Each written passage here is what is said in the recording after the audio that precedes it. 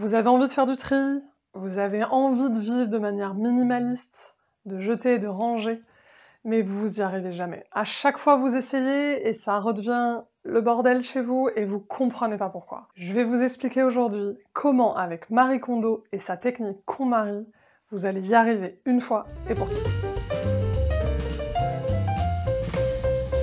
Le livre de Marie Kondo existe dans deux versions. Vous le voyez dans une version classique, et elle a sorti récemment la version BD que je vous conseille, que je trouve beaucoup plus légère, et du coup toute la famille peut le lire, c'est vraiment un super modèle. Pourquoi ça fonctionne la technique Marie Kondo? Moi j'ai commencé il y a plus de 3 ans, donc je vous en parle vraiment avec une réalité, et je crois qu'aujourd'hui j'ai vidé à peu près 80% de mon appartement grâce à cette méthode. C'est surtout pour deux raisons. La première, c'est qu'on accepte de le faire avec une présence à soi, et pas juste dans un objectif de ranger chez soi. Je vous expliquerai comment après, elle a toute une méthodologie qu'elle a vraiment travaillée. Et la deuxième chose, c'est qu'elle va vous connecter à la joie. Et ça, pour les gens qui me connaissent, c'est vraiment hyper important. La joie, c'est la seule émotion qui vous permet d'avancer de manière complètement fluide et naturelle. C'est comme si vous aviez branché un petit peu votre moteur intérieur.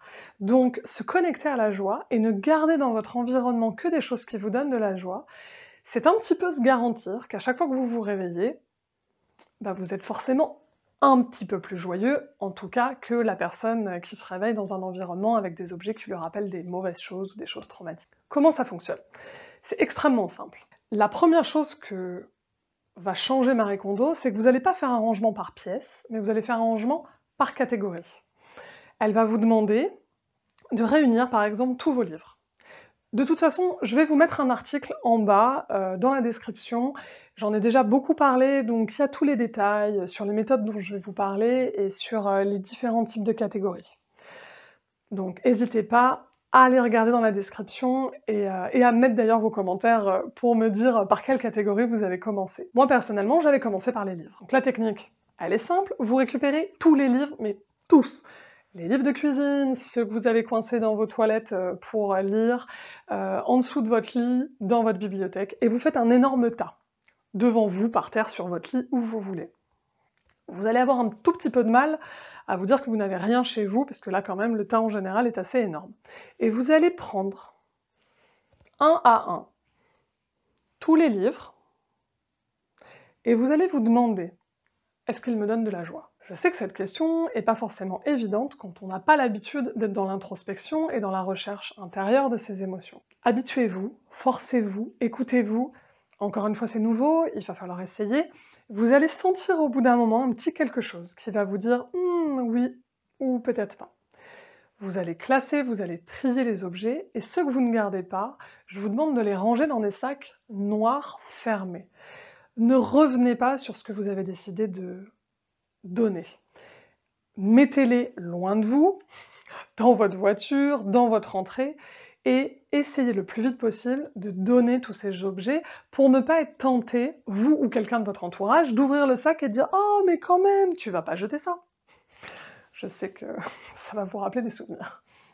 Donc ça, c'est vraiment la première très grande méthode. Vous allez répéter cette méthode pour toutes les catégories. Dans l'idéal, c'est pas possible pour notamment les papiers. De temps en temps, ça prend beaucoup plus de temps parce qu'il peut y avoir des choses plus compliquées à trier derrière, mais dans l'idéal, il est recommandé de faire le tri d'une catégorie en une fois. Donc par exemple pour les vêtements, je vous conseille de mettre des sous-catégories, faites toutes les chaussures d'un coup, et tous les manteaux par exemple, et puis après tous les vêtements. Voilà, par exemple. Une fois que vous avez fait le tri, vous allez vous rendre compte déjà que vous avez vidé énormément. Il y a des objets, ça va toujours être un petit peu plus compliqué. Vous verrez, il n'y en a pas tant que ça. Une fois que vous avez pris un objet, que ce soit oui ou que ce soit non, qui vous donne ou pas de la joie, ce que je vais vous demander, c'est bien sûr de lui dire merci. Parce que moi, étant énergéticienne, forcément, je crois au pouvoir de la gratitude, du merci, etc. Et cet objet a compté à un moment dans votre vie. Maintenant, il y en a où on a un petit doute. Posez-vous les questions simples. Qui est-ce qui me l'a offert? À quel moment de ma vie je l'ai eu? Et qu'est-ce qu'aujourd'hui dans ma vie il m'apporte? Vous allez vous rendre compte que de temps en temps, c'est souvent le sentiment de la nostalgie. Ça nous a rappelé des bons moments, ça nous a rappelé des bons souvenirs. Oui, mais aujourd'hui, c'est complètement du passé. Ça correspond plus du tout à la personne que vous êtes et à celle que vous voulez devenir. Donc, revenez au présent. C'est ce que je vous disais tout à l'heure. Marie Kondo va vous aider à vous défaire de ce qui n'est plus vous. Essayez de vous comparer un petit peu à un serpent. Le serpent a sa mue et il va l'enlever la peau. Il ne va pas la mettre en boule, la rouler et la mettre dans une valise et se balader avec. Mais quelque part, c'est un petit peu ce qu'on fait dans notre société. On se balade avec toutes nos valises, de toutes nos mues, de toutes nos transformations et de toutes les personnes qu'on était avant. Donc surtout si vous êtes comme moi une personne qui aimait se questionner, grandir, explorer son soi-même et la vie, vous allez vous rendre compte que vous ne pouvez pas vous encombrer de tout ça. Donc la méthode de Marie Kondo, pour moi, c'est la plus efficace. Et elle va vous permettre vraiment, vous le verrez par vous-même, et encore une fois, laissez-moi des commentaires, j'ai hâte de découvrir, vous allez avoir des épiphanies, vous allez avoir des prises de conscience énormes en le faisant, parce que ça laisse de la place. Souvent, je compare la vie et le bonheur à un verre, et je crois vraiment que quand on enlève des choses, quand on vide le verre, ça nous permet de laisser à la vie nous faire plein de cadeaux et de le remplir à nouveau. Essayez cette technique, vous verrez. Pour plus de détails, je vous mets tous les liens.